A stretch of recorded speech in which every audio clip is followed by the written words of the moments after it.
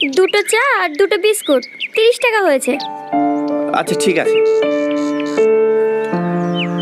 এই নিন।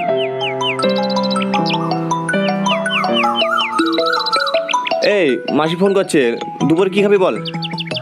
তুই যেটা খাবি সেটাই বলি দে। তুইও না, সবসময় আমি যা খাবো তাই খেতে হবে না? আচ্ছা ঠিক আছে।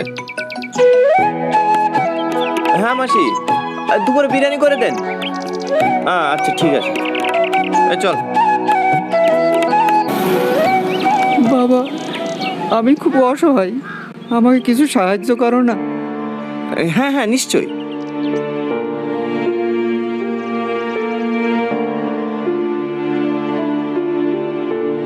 এই নিন।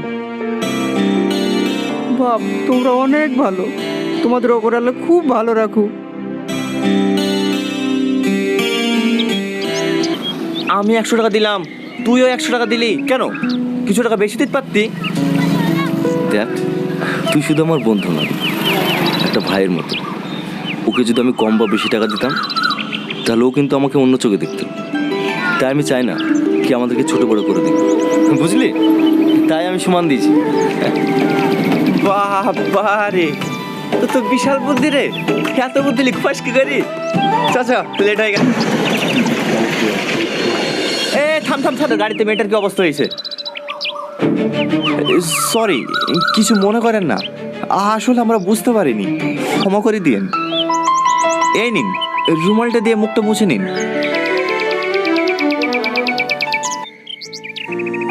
বাবু, এই মেয়েটার নাম হচ্ছে সালমা।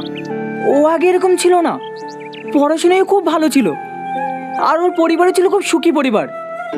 আজ থেকে 2 বছর আগে মা এই রাস্তা দিয়ে হেঁটে যাচ্ছিল, হঠাৎ একটা অ্যাক্সিডেন্টের কারণে ওর চোখের সামনে ওর বাপ মা মারা যায়।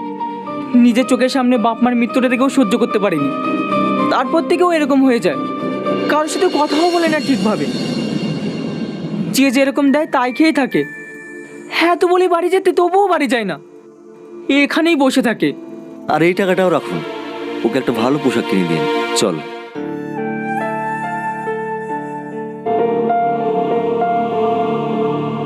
কি হলো ওর?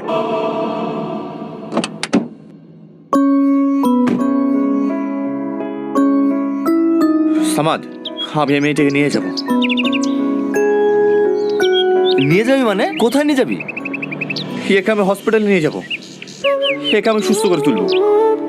এর অতীতের কথা শুনে আমারও তো মন চাইছে একে সুস্থ করে তুলতে।